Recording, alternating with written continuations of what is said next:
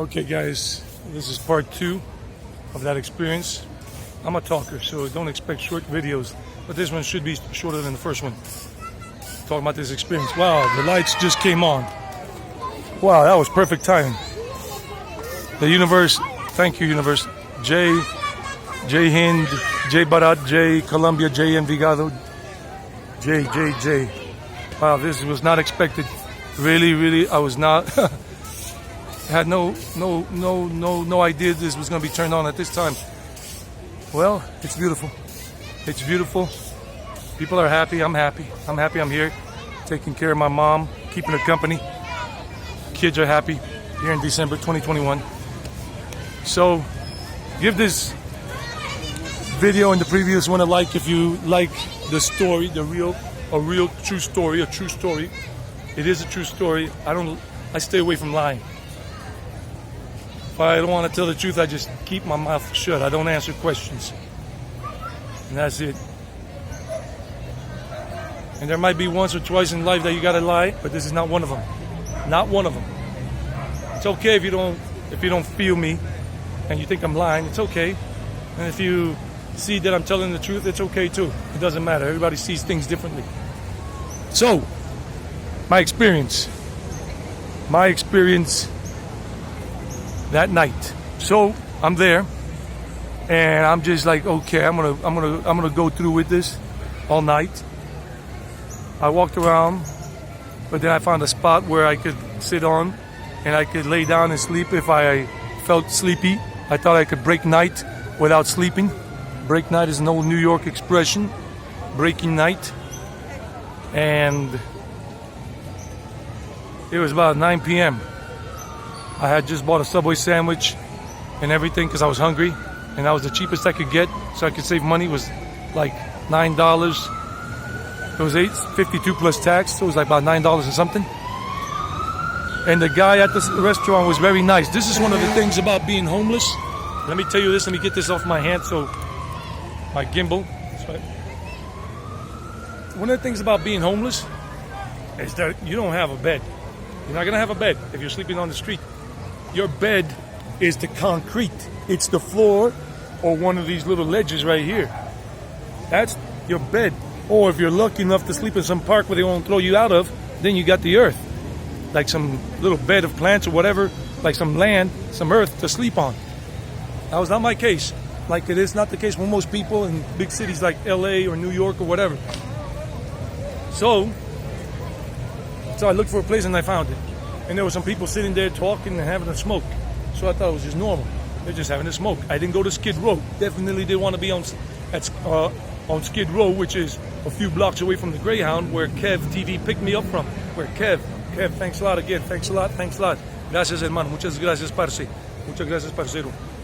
Aquí lo estoy esperando en Colombia. I'm waiting for you in Colombia so you can make your trip here, and I'll take you around for good videos. Anyhow, so I'm hanging out there, I'm sitting, and you saw me with that black sweater, the only one I carry with me, that hoodie, and with my mask on, face mask. And I had it really closed up so people wouldn't see my face too much, because I look too much of a certain white boy that has money or something, not like a homeless person. Later on in the night, I started doing that. Wow, turned off some of the lights. So, what happened? So I'm sitting there, and I'm seeing these two people talking and having a laugh and smoking a cigarette or whatever. And I thought it was just cool, a woman and a man. They didn't look homeless. Turned out they were homeless. Or at least one of them was, because we had a chat later on in the night, like in the early morning hours, like about 1 a.m. And then at 4 a.m. or 5 a.m. again, and then at 7. So, let me change locations here for a moment.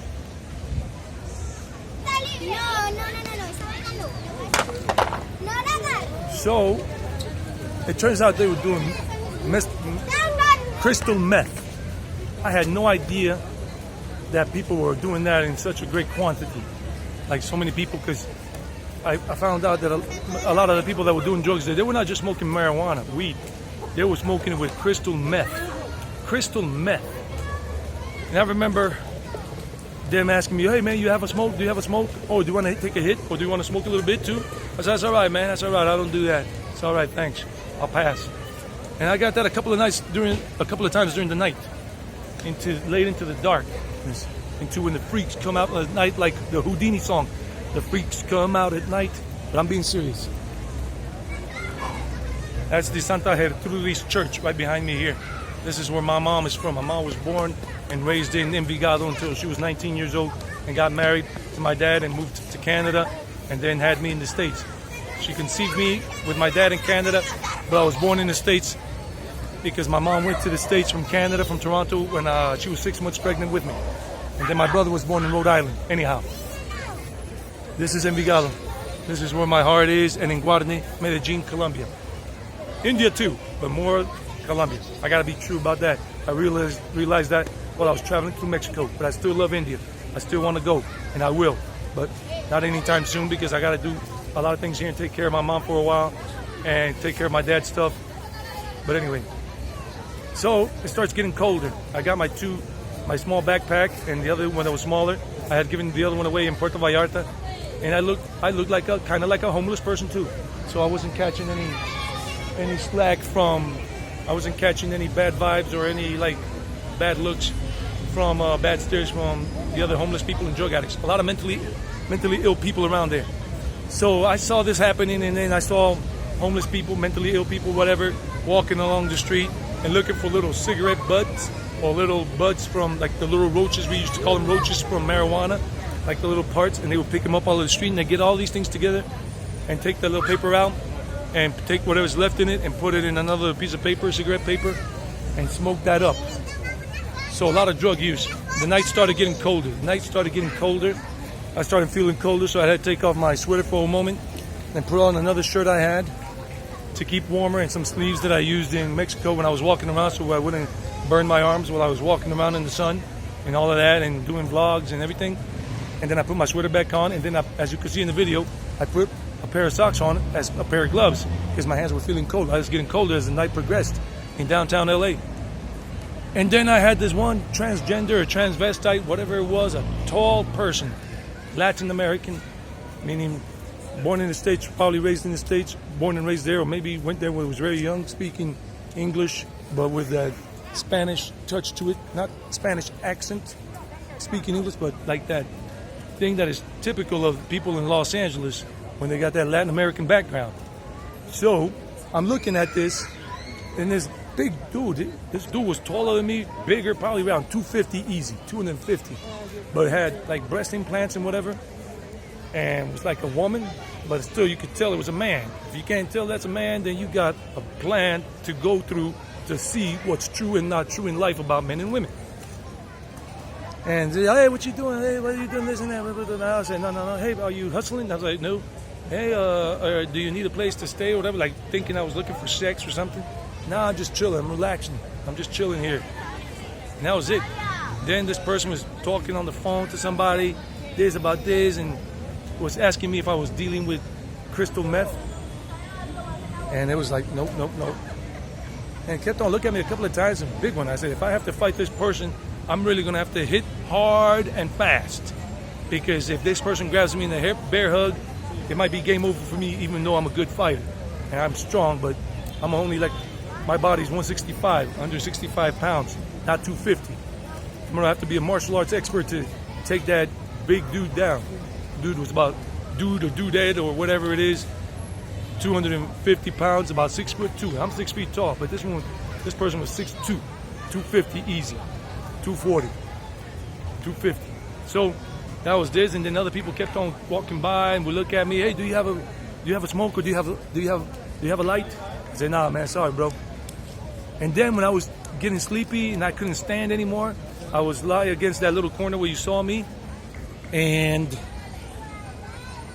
I would pull like you saw in the video, I would pull the strings on my hoodie and just make it like a small circle, kind of like Kenny from South Park. And I'll put on my mask above my nose and everything, covering my mouth. And I would put on my sunglasses at night so nobody could tell I was sleeping. I was just lying there sitting on the thing against the wall, but I was catching micro naps, micro sleep. and people walk by, so nobody would try to get any funny ideas of stealing my stuff or trying to attack me while I'm asleep. And I saw many other things, and it started getting colder. I was feeling really cold physically. The body was feeling really, really cold. I was like, wow, this is crazy. A lot of mentally ill people. People were talking to themselves big time.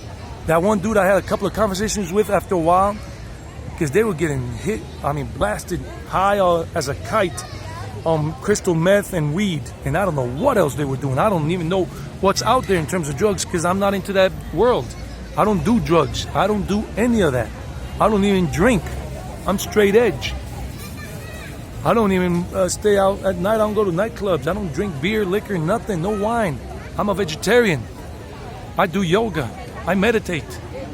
I do bars at the street gyms. I do a lot of walking. So, that's what happened. And we're talking, and then when he was by himself sometimes, not talking to me, he was just talking to himself. And I saw many people, mentally ill, just talking to themselves. Some people were screaming their asses off, walking on the street. I got to see all kinds of craziness going on at night there in downtown LA. Right there on Flower with 7th or 8th. I don't remember which one it was. But you saw it in the videos, in the 2 videos I made. So a lot of people that are in downtown LA and homeless are mentally ill people and drug addicts, in a combination of both. And then others are just people who chose to be homeless because they don't want to live anywhere anymore. And some people had no choice because they couldn't find work anymore and they got evicted from their homes, kicked out by their families, whatever. I don't know, there's so many stories. So that's my story, feeling very cold. I wasn't feeling scared, none of that. I was fearless, but I was ready to fight. And I said, this sucks. My one night of being homeless on one given night in my life. If you want to get this video out to more people, share it on your social media networks with your WhatsApp friends, family members, so they can get at least one version, one side of the story of being homeless. I'm saying 9.9999% out of 10 people, out of 100 people, whatever you want to call it, are never going to be homeless, are never going to sleep on the street unless you got drunk and you spent the night out on the street because you were just poo-poo-faced drunk. But that's not being homeless. That's because you got drunk and didn't go home and you slept on the street on the sidewalk like I did one time in New York City when I was a teenager on the 4th of July. On the 4th of July when I was like 17 years old. I got drunk in New York City in Queens, right there in Woodside. And I woke up the next day in the morning around 7:30 in the morning. And I was under a car sleeping without my t-shirt on, without my shirt on, no wallet, just my jeans on, my sneakers, my socks.